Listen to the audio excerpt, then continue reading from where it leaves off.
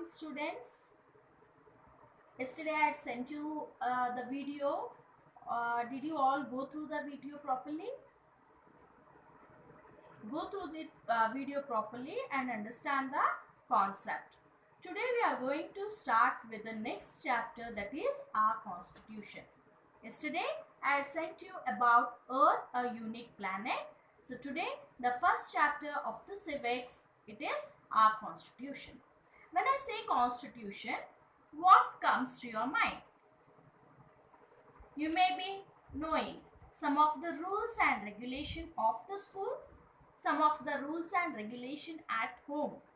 Yes, that is something which will bring us for the some limitations. In the same way, Constitution of India is helping each and every government to rule or to govern. So, in simple, we can say Constitution is the basic rules and regulation to rule the government. Our country India was ruled by the Britishers. They had their own rules and regulation. They were not treating Indians properly, and all the important positions were allotted to the Britishers itself. So, when we got independence after the sacrifice of great leaders or the freedom fighters on 1947, on August 14th midnight, we got our independence. So, every year August 15th is celebrated as the Independence Day. But when we got the independence, we were not knowing how to rule the country.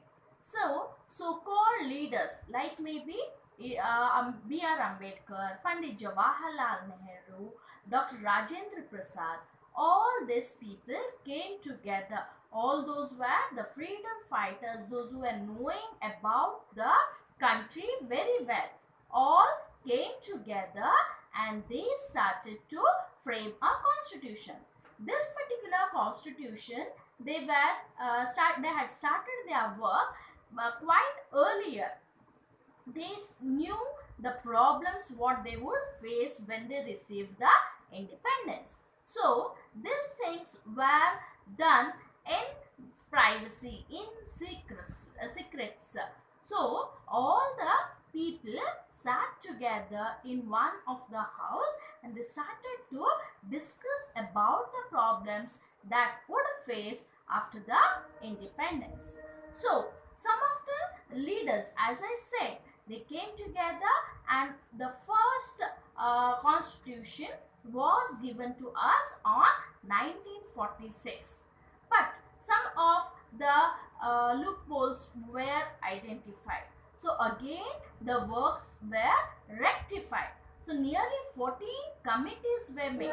Like we do the committees in the school, at home, in the same way 14 committees were made and 4 sub-people committees were also organized to supervise the work that were taking place in the Constituent Assembly.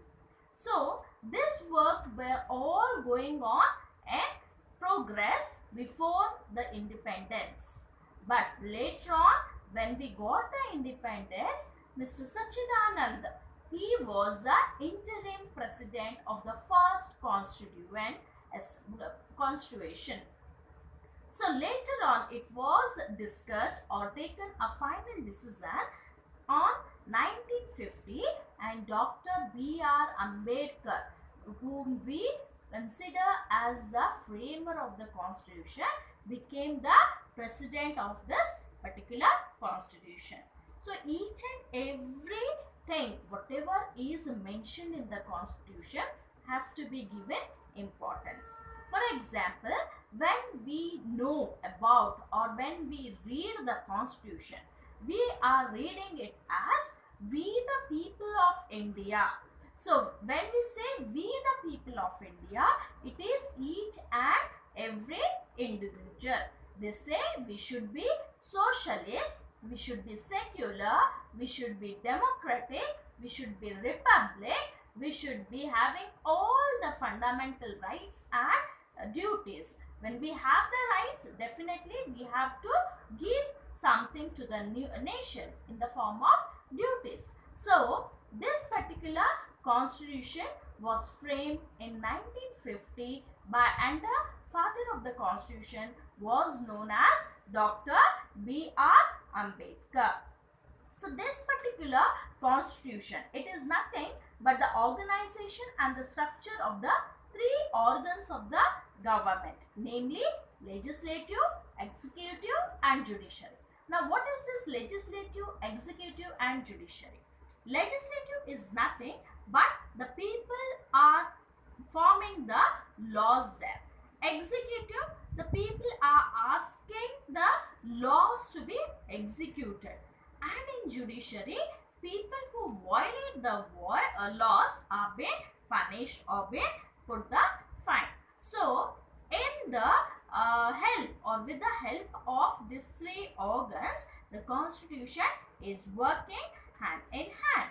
We have to, when we talk about this legislature, executive and judiciary, we have to know about the problems of each and every individual.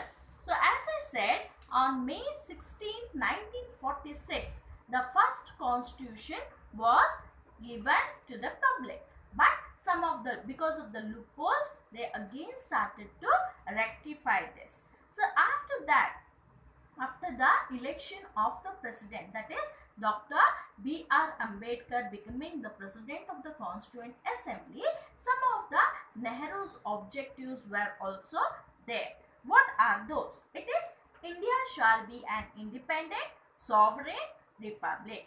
As the first line of the constitution itself says that India is a independent, sovereign, socialist, democratic republic country. Even he had given this statement in the beginning itself. So keeping in point all these points of Nehruji, Pandit Jawaharlal Nehru, the things came into consideration. After this, what happened is the passage of the constitution. Each article of the draft constitution was discussed and fully debated in the Constituent Assembly from 15th November 1948 to 17th October 1949.